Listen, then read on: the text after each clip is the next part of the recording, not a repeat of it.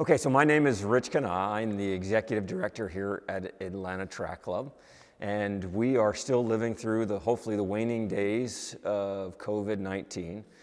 I'm fully vaccinated, and we had a conversation before the camera started about the possibility of taking our masks off, and you had said that you're comfortable. So why don't we do that so our sound quality is good enough for camera? Sure. So now that we can see each other's faces, let's start our conversation. So I want to welcome you, Guerin, who you are the Group Product Manager at ParkMobile, and Jeff Perkins, you are the Chief Marketing Officer at ParkMobile. Thank you for being here today. Yeah, thanks for having us. So as we start all of our Common Ground conversations, I begin with sort of a similar summary of how we got to today with our Common Ground journey. So Atlanta Track Club is close to a 60-year-old nonprofit with a mission of impacting health and wellness through running and walking. And through our entire history, we have sort of had this laser focus on our mission. We don't look left, we don't look right, and we have avoided conversations around politics, around race, and anything else that really doesn't concern itself with our mission. Then 2020 happened, and Ahmaud Arbery was killed, and he was killed when he was running. And that gave this organization, we believe, an opportunity to step into a conversation that we had not been in up until that point. And we created this Common Ground conversation as an opportunity for us to not push everyone forward in terms of running and walking, but ask people to sit down and have a conversation with us about their reality as it relates to race here in Atlanta. So thank you again for your willingness to have this conversation. So why don't I stop talking, and would love to hear from both of you, maybe a little bit on your background and how you've gotten to this point in your career. Sure. Why don't you start, Joy? Awesome. All right, well, I'm Joy, as you mentioned, and for me, I grew up in Baton Rouge, Louisiana, and came to Atlanta about 10 years ago and started working in the technology space kind of immediately. I started out with a large telecommunications company, and then kind of made my way to a job search company, and then finally to ParkMobile. And I've been at ParkMobile for about 3 years now, and it's been a great experience, just really focusing on solving problems around mobility and really working with a great team there. Got it. And the most important question before you hand the microphone back off there, so you're from Louisiana. Are you a Georgia fan or are you an LSU fan? So it's funny, the answer I'm gonna throw out, my family is a Southern University family, so I'm a Southern University Jaguars fan. That is a very safe answer. And she's also a Blue Devils fan, too. Oh, got it. Graduate school, right? Yes. Rough year for the Blue Devils. So I'm Jeff Perkins. I am the head of marketing and product at ParkMobile. I started my career in New York City, actually, so I lived there for about 10 years working in advertising before making my way down to Atlanta, where I attended graduate school here at Emory, and then stayed after to work at Auto Trader, and I've had about a 10-plus year run in the tech industry in Atlanta, and joined ParkMobile about 3 years ago. And when I joined, we had about 8 million users of the app. Today we have almost 23 million, so it's been a really fun, high growth experience, and I'm lucky to work. Joy and I joined right around the same time, so very lucky to work with talented people like her at the company. It's really a great place to work, great place to be. That's impressive growth. So, and we'll get to ParkMobile in a second. So personally, let's take a little bit of a tangent and talk about your running and/or walking journeys. Are you runner, walker folk, or are you normal people? Sure, so it's funny because I think growing up, my father was a runner, and so he would take us to the kind of local high school, and as kids, my brother and I would run with him there.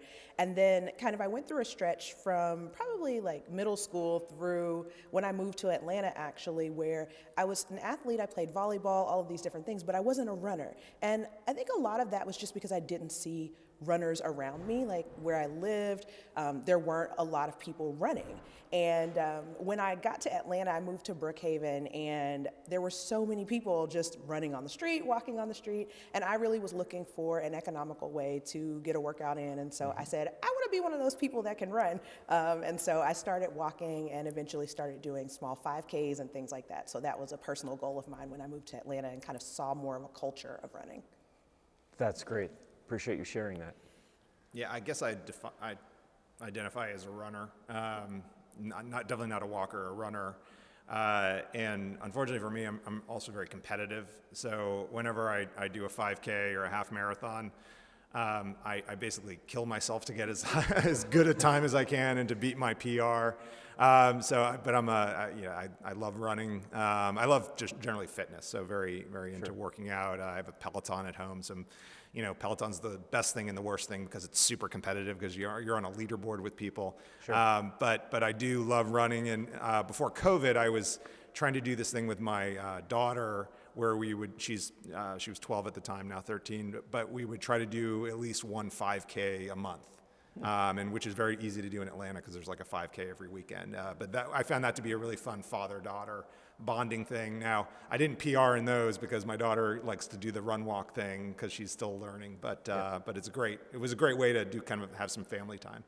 So what you're saying is you're still able to beat her, but time's a wasting on that one. I mean, 'cause I don't think she has the running bug quite yet. Hopefully at some point. Yeah, she likes to run in the beginning and then walk the rest, and then run in the last 100 yards.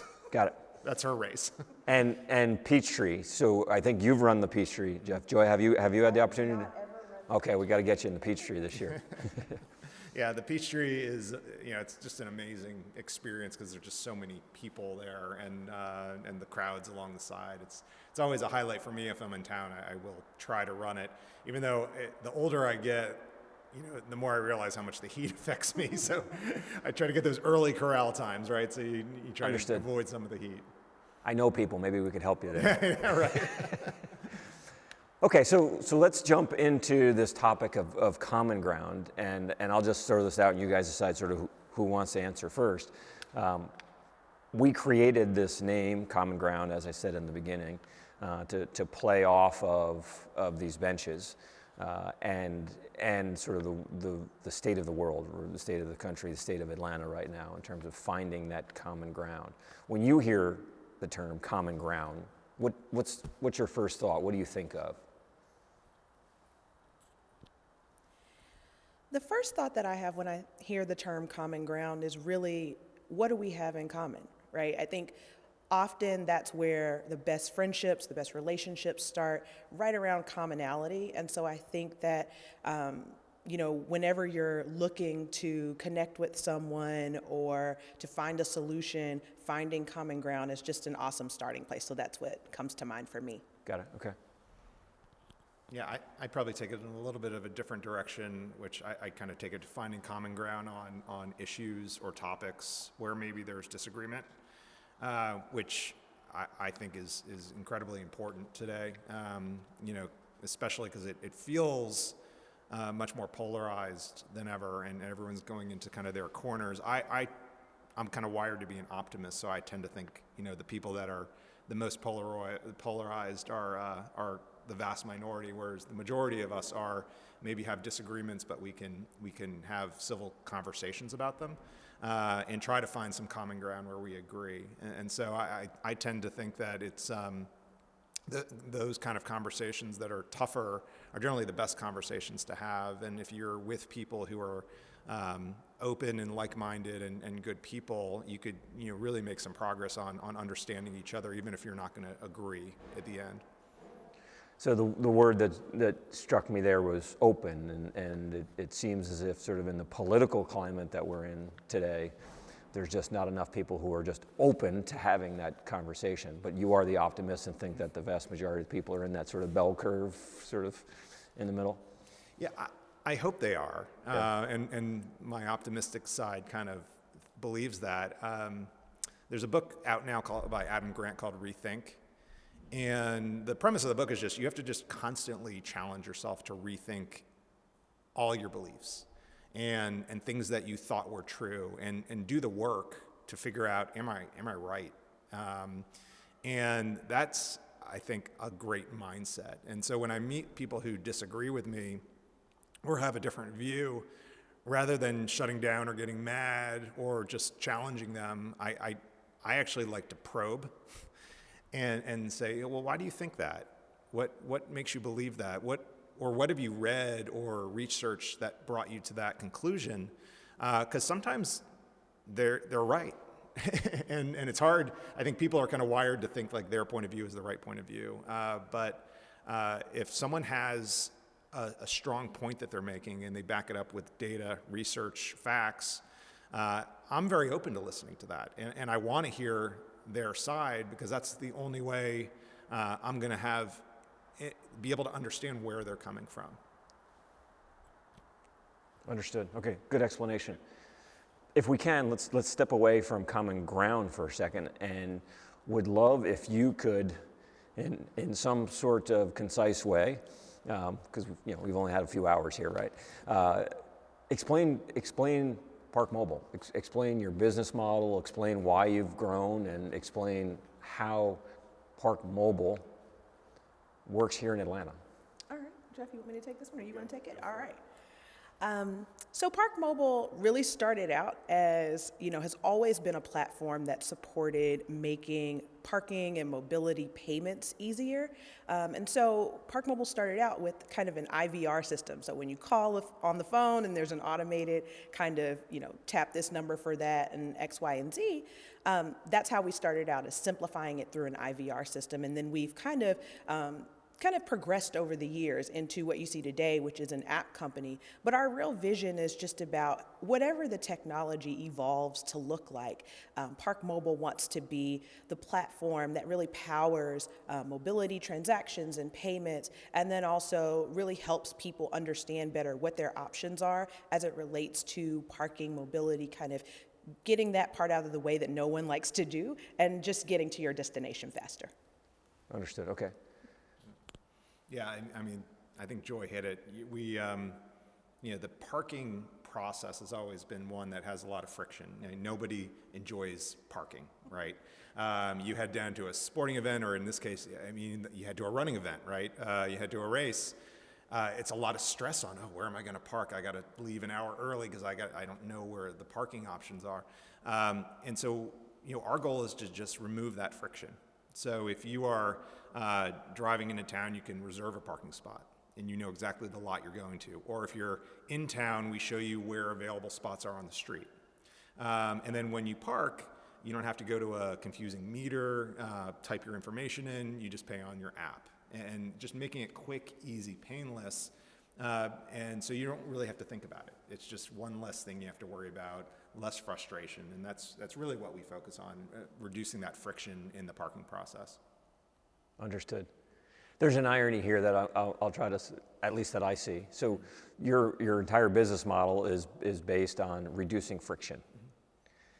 If common ground conversations are going to sort of yield any fruit in terms of a better understanding of your reality and your reality on a day-to-day basis, we need to create friction. So on the one hand, your business is all about reducing friction and in many ways reducing sort of face-to-face interactions and slowing down sort of old school approaches to life. But here we are sitting on a bench. And we had a common ground conversation with a group of high school students. We were all sitting on benches. They were on the track and field team. And it was a great session for me, because I thought, again, getting together, having a conversation like this would help us understand how kids are having conversations about race. But one of those student athletes said, we don't sit and have conversations like this. We have conversations through technology. And it sort of was a light bulb moment for me. So how does all of this sort of fit together, sort of as we're all on our own sort of DEI journeys, our organizations? On the one hand, you're reducing friction, but how do you address this on a day-to-day basis, sort of internally in terms of a culture? Well, as a product manager, I think the thing that a lot of people don't know about the process that happens before a piece of technology gets created. And that process starts with conversations just like these. So as ParkMobile is thinking about, well, how do we ultimately reduce friction in the parking process or in the payment process or the discovery process, we're talking to people first and asking them questions about, where is their pain point? What's making this process difficult for them? What do they hate most about this process? And that informs our approach to how we are going to solve the problem. And so I think that, that process could easily, be translated to a lot of the things that we are trying to do as it relates to diversity, equity, and inclusion inside of the company as well. I think when the events of last summer began, the aha moment for us was just an initial acknowledgement that they were happening. And that acknowledgement allowed people to feel comfortable expressing their anxiety or their frustration or their confusion about what was going on, and really addressing the issue and calling it out, just putting it on the table is the first step that we always like to do, whether that's building a product or looking to solve kind of an issue inside of the company or just looking to be more inclusive. So Understood. Yeah, and I think the key is getting off of technology. And we're a technology company, so seems counterintuitive, but it's getting away from the technology and making sure these are conversations we're having. And that was an important thing that we realized over the summer at ParkMobile, was that when the George Floyd issue happened, we said this is not just going to be an email to the company. We need to have a all hands meeting and talk about what's going on. And I think these kind of issues need to be conversations. They can't be over Slack or email or text or social media. You have to make time. And the thing that we focused on at ParkMobile was creating a safe space and really making sure people felt like it was okay to talk about this in the workplace. Because many workplaces, the old adage, you park your personality at the door, right? And you go in and you kind of do the work and you leave, and then you could be your true self. But that's just not how it is anymore. And people bring their baggage to work and their feelings. And as an executive at the company, if we're not acknowledging that and just expecting everyone to be robots, we're not doing our jobs to make sure everyone's their best self at work. I mean, you spend 80% of your day working with your coworkers. The idea that you wouldn't be able to have serious conversations is just, I'm sure some businesses they don't, but that would just seem to be a bad place to work. And so we've really encouraged our employees to have open dialogues. And I remember at the all hands meeting after George Floyd, one of our employees said, during the meeting, he said, if this feels difficult for people, that's a very good thing. That's the feeling we should be having, because and that means we're having the right conversation right now. And so I think we've learned that it's okay to have these conversations. We need to have these conversations. Joy heads up our diversity and inclusion program at ParkMobile, and we have a whole committee that focuses on what we're doing now, what we're doing next. And so we take it very seriously, and we want to make sure all of our employees feel like we're an environment that's a safe space where they can have these kinds of conversations. So, a lot of what you said there sort of resonated with me on the internal conversations, and as an executive, having to sort of put your ego aside and just sort of listen to sort of what the organization is doing well and what it's not doing well.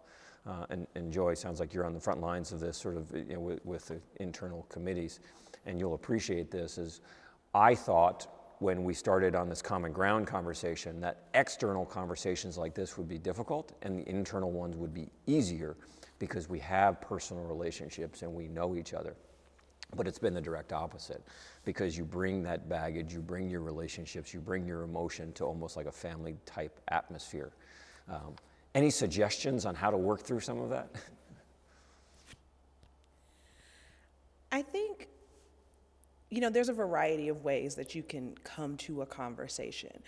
Our HR team has been extremely creative with our events committee for DE&I in looking for ways that it's not always just, let's all have a complain fest. I think we've done different things like having a day, what is it, a song in the life or something like that.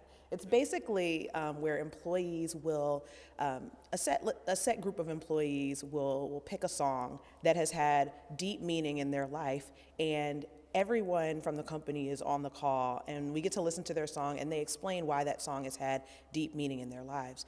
And it's really allowed us to connect on broader experiences and life experiences that we didn't even know about one another. And I think that finding those additional connective tissues makes it a lot easier for us to then start talking about, okay, this isn't just about one thing. You can relate to this other part of my life experience. So let's talk about all of it. And I know that I'm meeting you at a point where we have a similar pain point over here. Like, can we find common ground in a different area? And so we've tried to be creative about that sort of thing, and I think it's really helped us. I love that. Mind if we steal that idea? Whoever copyrighted it on the HR team, I'm sure. They won't mind. So,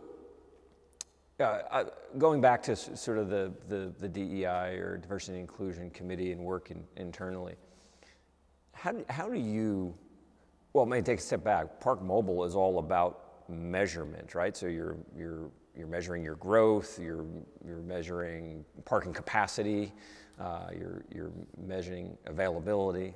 How do you measure progress in this conversation, in the conversation around race and progress for the company? We measure it, and we do. So we are always doing surveys with our employees, and DEI is a new topic now that we are, kind of measuring to see what employees think. And our surveys are anonymous, so people could really give us their feedback and not feel like there's going to be any retribution or anything. So that's I think that's an important way. Just the making sure you have a goal. We set up a committee to really improve our D&I, across the company, and now we're surveying people to see how it's going. But then there's the intangibles. There's how are people feeling, and I think a lot of that falls to the managers to just keep connected with their teams and make sure that people are feeling good about how the company's progressing, that we're not just doing things that are lip service, we're actually doing meaningful activities for the company. But I think we've come a long way in the last year, really, to a company that, we're a very diverse company, which is, and Diverse racially? Diverse racially, yeah. At all levels of the company. And we're very proud of that. And so, and it's never been something we had planned on.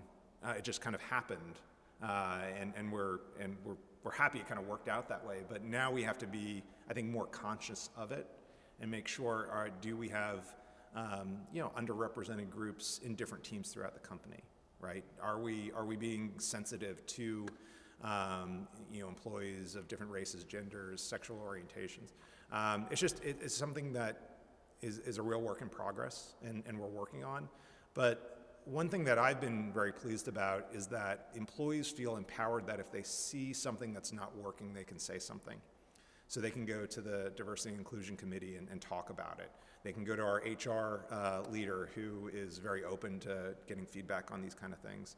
So I think people really have an outlet at the company if they are feeling something's not working, that they can voice their concerns, and those concerns make it up to our executive level.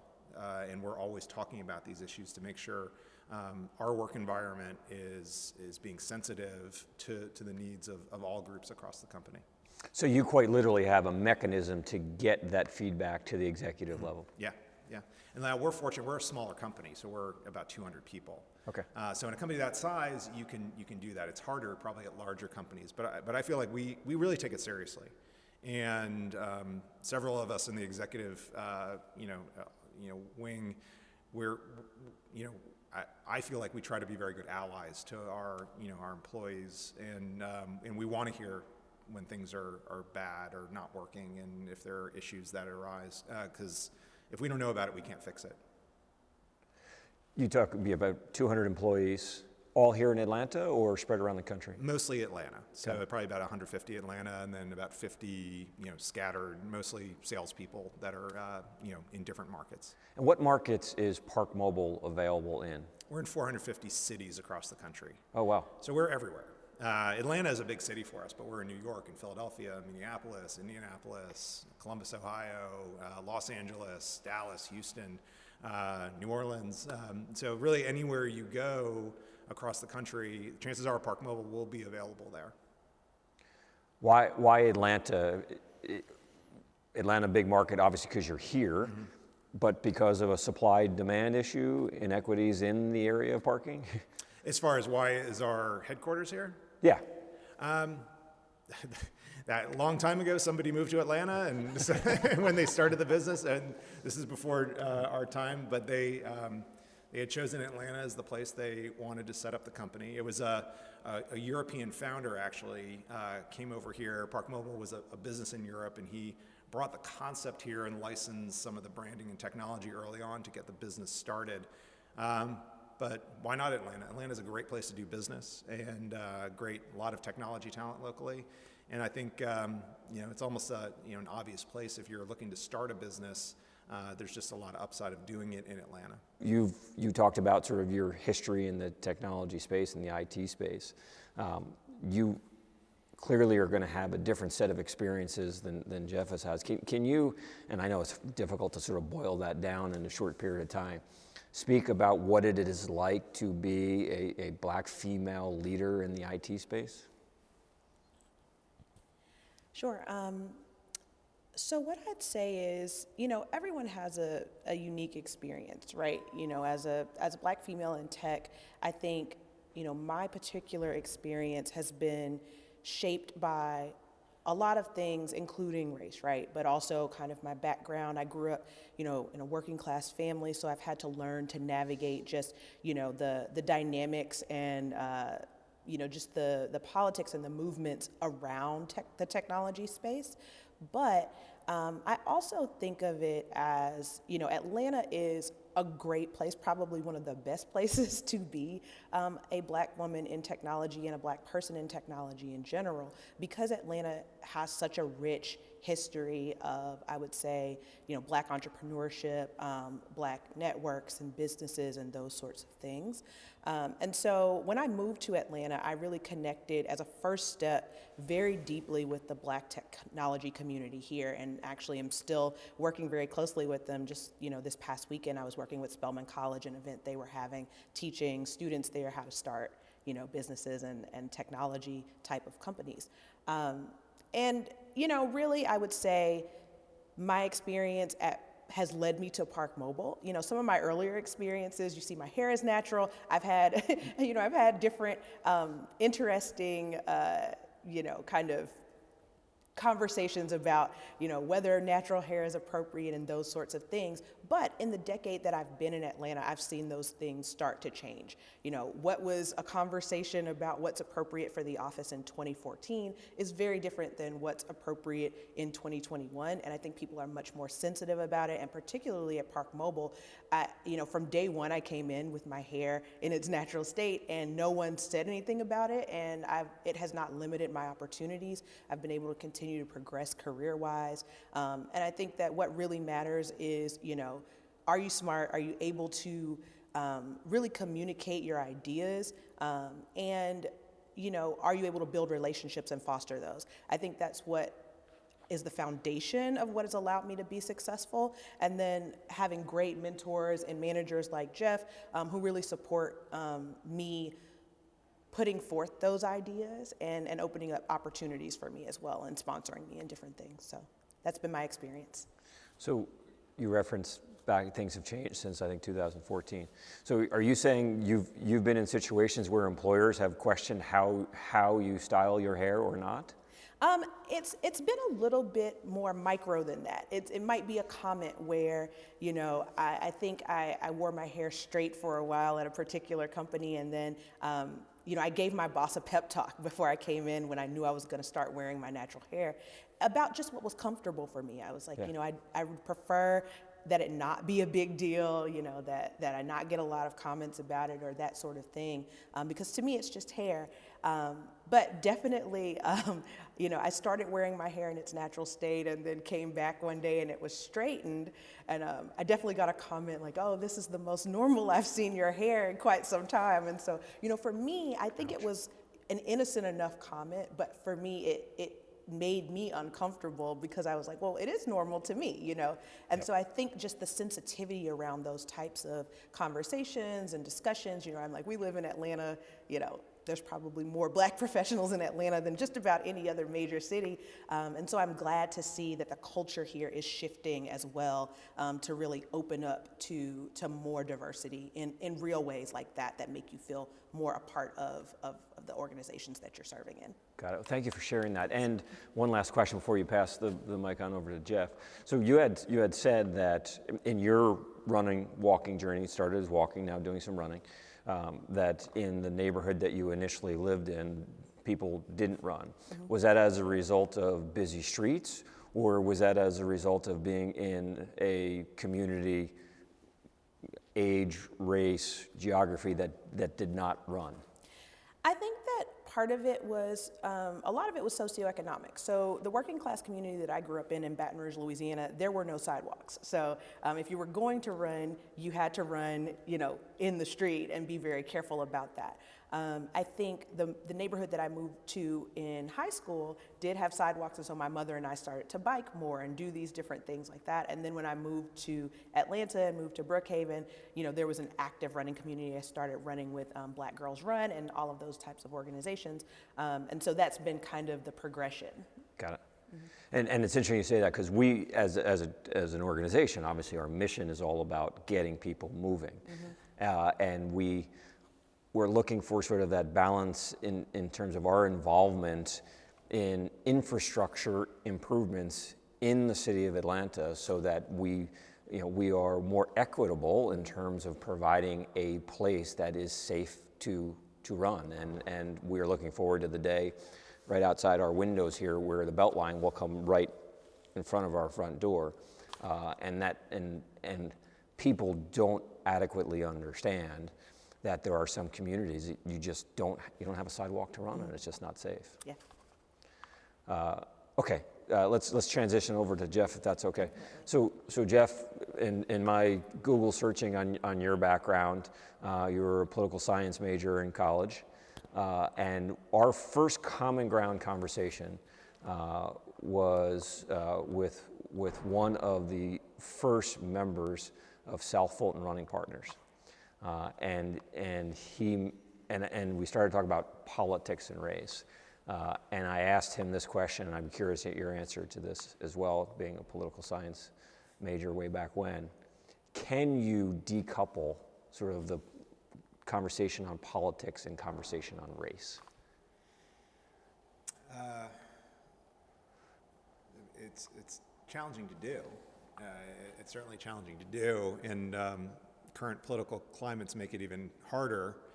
But similar to what I said before, if you approach things in a constructive way and you're open-minded, I think you can have any conversation, really.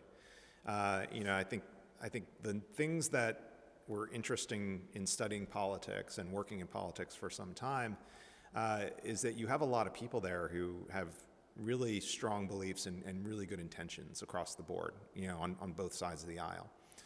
Then you have some people who treat it as a game, and it's kind of a blood sport to win. But again, I tend to think that's the minority, and the majority are acting in good faith to try to solve problems. And so if you go into it thinking that and thinking people are on the level, and I think you can make a lot of progress on some of the race issues that we see today. So, I was lucky in college to take a class with Julian Bond, who is the former head of NAACP, and he worked with John Lewis in the civil rights movement in the '60s. He ran for Congress against John Lewis. And it was if you ever want to read history on it, it was one of the dirtiest, bloodiest primary battles, I think, in Georgia political history, Julian Bond versus John Lewis. But he was in the Georgia legislature for a very long time.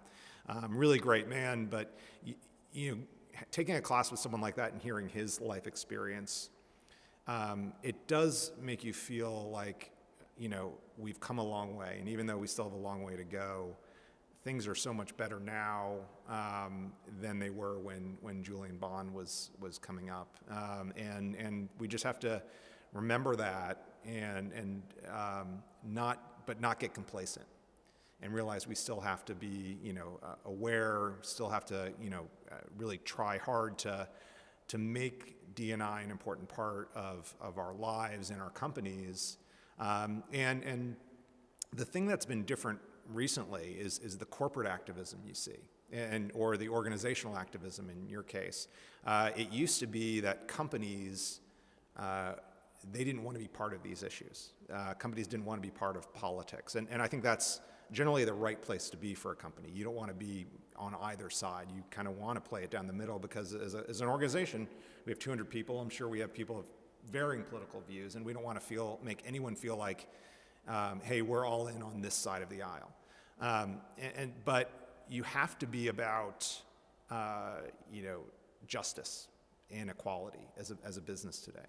And I don't think anyone would disagree with that. And so when we're, when we make statements and we try to push an agenda, it's usually about equality. So we got involved in Georgia Voting Works this year because we truly believe as an organization, everyone should have the right to vote. And we give all of our employees the day off on election day. And so companies are getting more into politics now in a way that I think is constructive, and in a way that I think is going to help move the dialogue forward on important issues like race. So you use the word constructive. So let's start to wrap up here.